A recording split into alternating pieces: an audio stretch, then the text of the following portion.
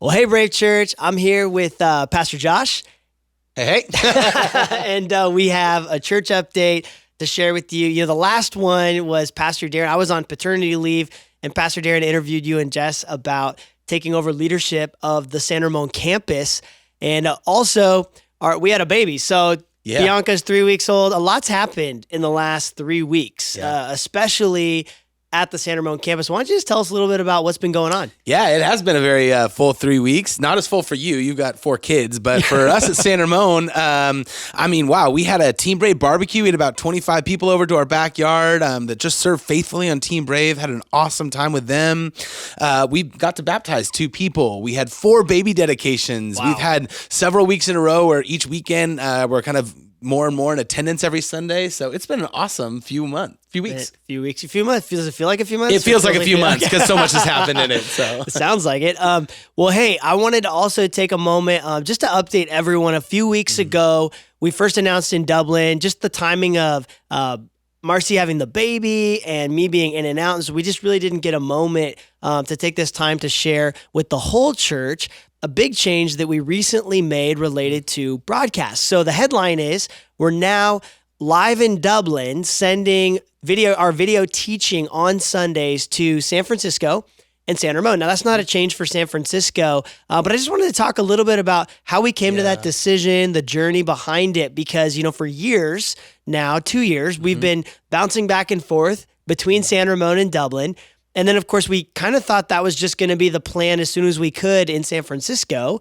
But then really just economic factors, right? Like all the renovations we needed to do there. And it's not inexpensive to set a camera up, to send video, and especially just being a little bit further away. And so we've been processing all of that. But why don't you speak to that a little bit in terms of just your perspective and what this season looks like? Yeah, absolutely. Well, I think one of the key words is just consistency and wanting to create a consistent experience for everyone at our campus. In addition to bouncing back and forth with live speakers, worship leaders, like I've been at every campus multiple times for the past 2 years and bouncing around. And so you never knew what you were going to get when you came to San Ramon. You didn't know who was going to be leading worship, whether it was going to be a live speaker, whether it was going to be on a screen or not. And so the good news is all of the most important things for us, it doesn't change. Like if you think about what makes a great church, it's really great people. And there's some amazing people at San Ramon. And it's welcoming community. It's an environment of, people just love being there. It's their church. And so that doesn't change. We still have great people,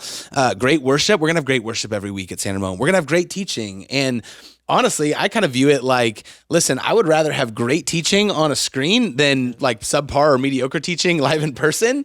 And we have a beautiful screen and great teaching that's built on God's word. And so all of the most important things are still there for San Ramon. And this changes. We're just going to take it in stride, and it's all good. We're excited for it. Yeah, it's interesting. One of the things that we've been seeing really since we started this journey, and we didn't know, we've been kind of just trying stuff, right? And one of the most encouraging things to see is like in San Francisco, one of the most challenging places and really just unique contexts, we're seeing our church grow, That's and right. so like live in video is not really the thing anymore. But let me ask you this. Because San Ramon was our original campus. It's where we started. It's where we were every Sunday, right? You, me, Pastor Darren, Pastor Marcy. And so if you've been around for a while and that's what you're used to and that really matters to you, and maybe being where the teaching is live is a preference that supersedes all of your other preferences. Is that okay? Yeah. Well, the short answer is yes. I think the beautiful thing is we're one church, and how great it is that maybe someone starts in San Francisco and they decide they want to move out to the East Bay, or maybe you're in the East Bay and you're like, I want to go live in the city. You don't have to change churches. And if you live in the East Bay and you really want to follow the live speaker, you can do that. And we are one church, and that's a beautiful thing. But the truth of it is we're not too worried about it. Certainly someone can, but we believe that God's going to continue to build his church. We believe that God has great things for the San Ramon campus, for all of our campuses. But for San Ramon, this doesn't change that. And so it's totally fine, but we're not really too worried about it. And we're just going to keep loving the people of San Ramon, and God's going to keep bringing more people to us. So well, I love that heart because, like, let's be real. we're making all these decisions to the best of our ability in real time. Yeah. When you were announced as a San Ramon campus pastor, we didn't even know yet that we were going to make this switch. Right. And I think some of that's a byproduct of just the stability we're feeling and where things are at in San Ramon, but also just your maturity in wanting to lead this campus, just like we have in San Francisco, the maturity of just, hey, we're all in, we're going to do this. Yeah. And that's not really the thing. And so if people leave that you've known for many, many years and want to come to Dublin, you're not like, man, they burned a bridge. I can't believe they left my campus. You know? That's right. We're going to keep the main thing. We're going to keep loving people. We're going to keep helping people find and follow Jesus. And I just don't think that whether someone's live or on a screen for the teaching, we're still teaching the word of God. That's the main thing. Yeah. So what are some things coming up in San Ramon that you'd want people to know about or ways they can get involved? Yeah, 3 things. So on June 5th, that's a Monday night, we're going to do a San Ramon ice cream social out on the lawn. This is something we've been excited about. There's so many people at San Ramon that we've known for years, but we also just wanted to create a fun environment outside. We'll have some lawn games, an inflatable for kids, some music outside, and who doesn't love ice cream? And so as we enter the summer months, thought that would just be a really fun way for our San Ramon campus to get to connect, and you can drop by, and that'll be really great from 5 to 7 p.m. June 5th. Also, our Brave Kids building, we're in some of the final phases on getting that really renovated, and so we're super excited. We're continuing to invest in the next generation, and so really looking forward to the Brave Kids building and all that's to come with that. And then also this Sunday, you're continuing our Radical Generosity series, and we're excited to continue that. You want to share a little bit about this Sunday? Yeah, it's kind of funny because we started the Radical Generosity series, and then we took a break for Mother's Day, which was awesome. If you didn't get a chance to check it out, I interviewed my mom, Pastor Tracy, and we'd never done that before, but it was a really dynamic, just the feedback on that has been really great in terms of how people resonated. In fact, someone texted me and just said, I'm so glad I was there.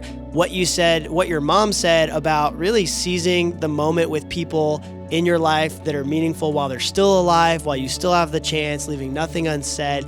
And that was just one thing that I just loved. But so now we're back in Radical Generosity. And when you think about it, whenever someone talks about generosity or they think about it, it's almost synonymous with money.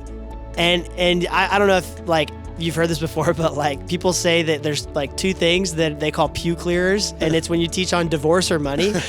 And so don't leave us this weekend, guys. I promise. I'm not going to ask you for money. That's not the point of this. But really, money is such a big aspect of all of our lives. It affects all of our lives, every single one of us, no matter how much you have or how little you have. And it's really important to God. Jesus talked about money as much as heaven and hell combined. That's right. Because he knows how much it impacts us. And so you're going to be encouraged, you're going to be challenged, but you're also going to really, what I'm hoping for this weekend is that you would feel really pastored and guided into God's vision for your finances. And that really God would begin preparing our hearts for the things he wants to do in our lives. And so much has to do with our finances. And so don't miss this weekend. And by the way, this is how at peace I want you to be because of the topic and all that.